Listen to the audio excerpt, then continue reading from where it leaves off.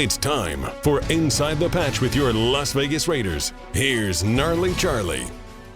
It's Inside the Patch. It's Gnarley Charley along with Brian Noe, who is a Raider insider, which is, I don't know if you want to be proud of that, but that's what you are. You are inside the Raider organization. Well, I appreciate that. Thank you. Thank you for letting me into the circle of trust over here. Well, I didn't want to sink on the ship by myself, and I thought I need another captain, so we both go down together. It's a good strategy by you. It's a little bit Colts-like, you know? Yeah. As the Colts are just throwing people overboard, you're grabbing people onto the boat in case you need to throw them overboard. Yeah. Well, I just don't want to. I want to be in the band of the Titanic plane, and I want someone to stay there with me as we go down together. Are you on drums? Yeah, I think so. Bongos, because you don't have to shower then. Which is better, bongos or congos? I've always wondered that. Well, what are the ones that you shake? Are those congos? What are those? Those are congos. Those are congos? So, it seems more masculine, if you will, to go bongos. Right. But you can't dance while bongoing. You can dance while congoing, you know? So if you've got some moves, you can accentuate your musical ability that way. But you know what's weird is, like, let's say you play the mandolin. That means you're a man, right? But it's the sissiest little teeny guitar. It's like, hey, my parents got me this when I was 7, and I just stayed with it. I didn't want to go the bigger one. Didn't want it. What would you say is the coolest and the least cool instrument you could play? I think banjo's both. I think it's both. I think if you can really play the banjo, it's picky and it's hard to do. But yet then, if you play the banjo, you're kind of a joke. So I think it's both. It's like, it'd be like saying, what's the best NFL team right now and who's the worst? And you're like, Jacksonville. They're both. Right. They're the best and the worst. Same time. Well, okay, so the Raiders were 2-6. We are setting it up for the greatest playoff run ever. I thought last year was pretty good. And I can only say this for a week or two more, and then that dream's over. But what would happen? What would happen is if this Colts game changes the direction of this big old sinking ship. I like what you're thinking here, because you are the czar of positivity. That's what I would like to call you. The playoffs begin in week 10.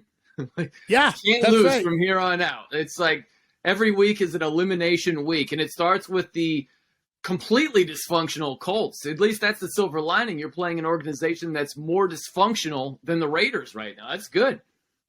Well, it's kind of like if procrastinating was an art, I would have it. I would be an artist, because I didn't study till the last minute. I always waited, and then it seemed like that's the Raiders did. I'm like, you know what? Let's make this interesting. Let's tortoise this race. Don't be the rabbit. Don't run out fast. Low and slow. Take our time. I like what you're thinking. I like that way of thinking better than them just blowing a 17-point lead against the Jags. You know what I mean? I like the mindset of them saying, you know what? This is too easy. If we win this game and have 3 wins on the season, here's what we do. We lose it. We blow the lead. And then the playoffs begin in week 10. I like your way of thinking there. Well, and we've been talking about the pinky guy all season. So there's a guy, he's a sports guy that every year he picks a pinky team. And if that team wins the Super Bowl that he picks, he has to cut his pinky off. Yeah. And so I bet he's relaxed right now. He picked the Raiders this year. And all of a sudden, he's going to start seeing it happen. Oh, no. Look at this. We're coming back. I mean, you think about gumbo, think about a stew with a lot of ingredients. Mm-hmm. So we have pinky, not literally in the soup, right? But we've got pinky as part of the ingredients, and then playoffs begin in week 10. Yeah. You put that together, we've got a magical stew that's brewing right now. There's nothing wrong with Waller. This is part of the plan. They said, you're not playing till mid-November. Nice and rested. It's just a scam. We got this. I mean, that's like an Ocean's 11 theory. Like, think about it. What if it was that crazy? Now, here's the thing, Gnarly. We're completely right if they lose to the Colts. Then we know they're absolutely angling for the playoffs begin midway through the season. Right. That's true. Right. Yeah. So at 6 losses, 11-6, that should get you in. 10-7, that might do it. You're kind of on the borderline right there, but we know we have our answer. If we're clearly onto something, if they intentionally boot the game against the dysfunctional Colts, then we know we were right. We lost Abrams. They got rid of Abrams this week, and he is like the 7th number 1 draft choice that we don't have on the team. I mean, yeah. And still not the worst one for me. The worst one for me was we were in line to pick up Larry Fitzgerald. My last name's Fitzgerald. But no. Let's go for Robert Gallery instead. Larry's not worth the crap. No way is he going to do good in the NFL. And that was my albatross right there. Well, and then also, was it Fabian Washington ahead of Aaron Rodgers? Is that the one? Yeah.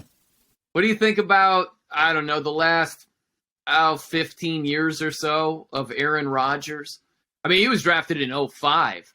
So he sat for the first 3 years. Imagine if he played right away. You would have had Aaron Rodgers for the last 17, 18 seasons. Yeah. And don't forget, he was in Game of Thrones, and he has not been the same since. So since he took on the dragon, I don't know. I think there's something there. But maybe, man. Yeah, what the Manning cast curse, and we've got the Game of Thrones curse. Well, I don't know if you know about Raider Capone that comes on our show. I have her every couple of weeks. She texted me and said, "Hey, I haven't been on for the last 2 weeks, and you haven't won in the last 2 weeks. Coincidence? Maybe. But they only have 2 wins on the season, right? So maybe a hole in that theory. I'm just. But saying. She's mafia related, so it has to be nice. Okay, so we say, exactly. I have to consider it. Just consider. All right, so this is the question I have for you. First off, Jeff Saturday is a high school football coach who's now the coach of I almost said Baltimore Colts, the Indianapolis Colts, right? Uh-huh. Now, my question for you, Brian, is how many times did they call Peyton, Edgerrin James, Marvin Harrison, all those guys before they called Saturday? I mean, Peyton got 40 calls. Yeah. Yeah, it's a good question. Yeah, is how far down the list was he?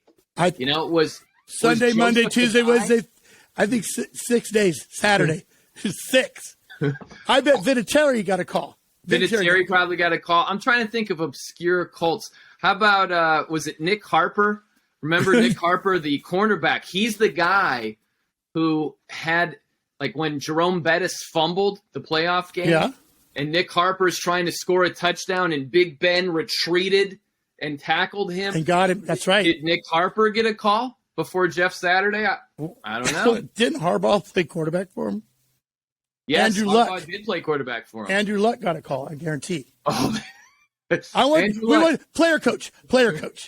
Come out of retirement to coach the team, and then you can retire midweek. You can retire on Friday before the game. So you can retire as a player and as a coach. How about that? But Saturday's why wouldn't I do this? He's got zero, the expectation is low. They could fire him a lot easier. But did you hear Irsay, the owner, say, well, I think it's great because he's not going to use analytics. And I'm like, what? That's great. Hey, this guy's lack of experience is great. It's great. It's like when I first started playing poker at big tournaments, I got 30th out of 200, and I made so many mistakes, but I didn't know I was making mistakes. I was playing dumb. Didn't know it, though. Didn't have that knowledge. So, once I learned, I got worse. So I don't know. I don't know. Maybe Jim Irsay is using the Gnarley Charley like poker method come up with this hire. Maybe he knows this story about what you just explained, and that's what's led to this. Well, it's like, what was that stupid movie where the girl was a lawyer in Alabama? She was so inexperienced. It's a total chick flick. I forgot what it's called. Legally Blonde, I think. That's what okay. Yeah. Totally inexperienced, gets in there. My cousin Vinny, same thing. Inexperienced lawyers. And all of a sudden, boom, look what happens. So, I mean, there is that beginner's luck. There's not a lot of pressure on you, The thing, though, is this is an NFL head coaching job. Right. And Jeff Saturday, he's like, yeah, I was freaking shocked. They offered it to me. Right. Just let that sink in for a second. Think how many coaches have spent the bulk of their life for this type of opportunity. And Jeff Saturday is just talking to Jim Irsay. He gets offered the job, and he's like, whoa, what? Just that part of it. It's like if this was a movie, you'd walk out like, this is stupid. This would never happen. It just happened with the Colts. Well, he got hired not to coach, but to motivate. That's what it is. You got to coach along the way, though. It can't just be motivation. You would have hired Tony Robbins a long time ago. Screw the X's and O's, screw the analytics, just motivate people. We would have non-football people on the sidelines if that were the case. My friend Jody Joe, I worked with her for years in country radio. And we were talking about the Colts and all this stuff. And she said when she coached soccer for her daughters, she used to tell them to Johnny Unitas. I go, what? She goes, like that saying, Johnny Unitas. I go, that's an actual guy. It's not a saying. And she goes, what? I go, you thought like Johnny Unitas was getting the team together? Yeah. I go, funniest thing I've ever heard in my life. But no, it was a dude. It was an actual Johnny Unitas, played for the Colts. But she thought it was how to get the team together. And maybe Jeff Saturday is going to Johnny Unitas. I don't know. It would make sense because it's part of the Colts organization, So maybe that is. But is it the Colts? Because that whole when they sneak over and they're really Baltimore, Still the Colts. So I get it. I understand, but there's that Colts. Yeah. Same uniform. Yeah. So maybe that's it. Maybe he goes Johnny Unitas. And the Raiders are in trouble this Sunday, This just hit me right now. Think about it. If you're a brand new coach, you're brand new. Have you ever seen a horse being born? Colts can't walk. They're like, right. They are Colts. This is a Colts coach. Brand new. He doesn't even know how the red flag works, probably. I don't know. I mean, I bet he gets a penalty for being on the field. That's what I'm wondering is, what is a realistic, awful mistake, like laughable mistake Jeff Saturday could make on Sunday? Well, I would think if he decides to call plays, or if he decides to do things without checking, they got to have a guy that's following him around. That's kind of like, when they hire a president that nobody likes on a TV show, but they always have a guy that's with him that kind of guides him through and says, you can't do that. You can do this. You can do that. That, if he tries to do something without on his own, it could be a wrong timeout. It could be yelling at a player. Yeah. I'm curious how this goes, but I mean, you got to win this game. What if he brings because you cannot imagine that, Gnarly. Seriously, it's a legitimate question. What happens if the Raiders lose? Well, how's the saying go? If you lose to Saturday on Sunday, it's going to be a horrible Monday. It could be Black Monday if they lose this game. Seriously, you can't lose. Let's think about this for a second. A couple of weeks ago, they benched Matt Ryan. Okay?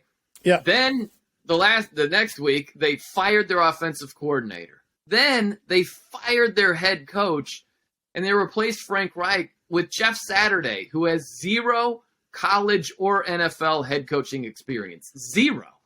And you lose to that team to fall to 2-7? Like, just let that float around your head if that is the case. Yeah. Well, do you remember that highlight clip where Manning loses his crap on Saturday? It's like, I mean, that's the only thing I really know about Jeff Saturday is that he said something to Manning, and Manning said, "I'll decide if we run or." I would love to see. Well, could you imagine if all of a sudden Peyton is the quarterback consultant, Edgerrin James is. I mean, he just brings his buddies in. Like, that's what I would do if it was me. Brian, what do you're coaching the DBs. Boom, done. By the way, I just had a flashback, Gnarly, when I was doing radio in Fresno. Mm-hmm. I think it was Reggie Wayne's, I'm not sure, maybe his aunt who called in the show. Oh, and she was nice. like, yeah, I'm Reggie. I can't remember if it was his aunt or not. And I just can't imagine someone was lying through their teeth about it. Why would you make that up? But, it just made me think about Reggie Wayne, some ties to the Fresno area. That maybe Reggie Wayne is on Jeff Saturday's staff. Well, why'd you bring in his aunt? The aunt could be probably at least a special teams coordinator. I don't know. Maybe. Yeah. Defensive line. I don't know. Okay. So what about the fact that, and I think he was talking to Irsay, Mr. Saturday, before Saturday, right? It got announced, like, whenever it got announced, but he did tweet, "The Raiders are horrible," which you could probably argue that in case and win that. Yeah. But now does that go to the locker room? And I know there's something about pro athletes that don't like to have their manhood challenged. Mm-hmm. It might be bad, but I don't know. Like they're soft is it going to make a difference? I hope so. It's fun leading up to the game that he went from analyst and tweeting that the Raiders are terrible to coaching against them. Like, I'll tell you this, you kind of have to, it's smart if you do. If you're about to tweet something it's got some pizzazz, if you will, A little sizzle to it. It's probably good if you sort of double check your work. Do you really want to put this out there? Could it come back to bite you? That type of thing. I guarantee you, there is no way Jeff Saturday thought before tweeting that, hey, maybe I shouldn't put this out because I could be coaching against the Raiders. Like that, that is just hysterical to me. Before cancel culture came into play, Twitter was here, so was Facebook. I will never run for office because there is stuff I have tweeted that I'm offended by now. And it wasn't offensive then. But I'm like, I guarantee I'm going to lose a job that I don't even have yet 3 years from now for something I did 5 years ago. Guarantee that's going to happen. It is pretty crazy that they check your stuff. Yeah. Almost any employer with a decent gig, and especially the specific nature of the gig. We're in broadcasting. Of course, they're going to check that out. Well, and man, you get okay. There's this new technology now, to where if I had you, Brian, I have you read 2 pages of copy, right? They now have your voice. They can make you say anything you want, in the pitch. And to make it worse is they go to all your social media, and there's a big debate on who owns it after you die. Is it so? This company, let's say you have grandkids. Your grandkids, you've been dead for 40 years, but they have your voice and they have things you might have said, right? So they go to the cemetery to visit Grandpa No, and it's artificial intelligence, but they know how you talk. They know the inflection. And all of a sudden, your great-great-grandkids can be like, "Papa Brian, hey, how's the weather today?" Funny you ask, man. The weather's, and your conscience is alive, even though you're done and you're worm food. But anything you say is here forever. This show right now, this moment, forever. So let me get this straight. So they could chop up this show Yeah. And they could doctor it to where we're talking about the 6-2 Raiders. And change it to the undefeated. Yeah. Yeah. Well, but it's your voice it's not about the words. Okay. It's the inflection. It's basically a setting. Yours is set, mine's set. Where I'm going with all this, I want Vince Lombardi to coach the Raiders next year. Virtual Vince. I want virtual Vince coaching the Raiders. I like virtual Vince. That's definitely a good one. Or Madden. I'd settle for virtual Belichick. Who cares that real Belichick is still coaching? Is there anything in the bylaws that says we can't have virtual Belichick? Virtual Belichick would have more of a personality than regular Bell. I think virtual Belichick would do way better than Josh McDaniels. Virtual Belichick. Oh, see? I mean, I want hologram Tupac to coach the Raiders next year. Forget it. There. Yeah. It might be more relatable. I don't know. Get the most out of your players. I like that idea. Yeah. Hologram coaches. If the player comes off the field real fast and hits him, goes right through him. Doesn't even hurt him. No injuries. Didn't even hurt. Remember when Bill Cowher with the Steelers for a second thought about tackling a player on the field? If hologram Tupac does that, no flag. No flag. We're good. Yeah. See, every week you're on, I feel like together we come to some understanding that I had no idea we were going to talk about. Virtual coaches. We're here to fix the Raiders. Right. And some of these ideas might seem far-fetched, a little bit out of left field to some people, but we're visionaries, Gnarly.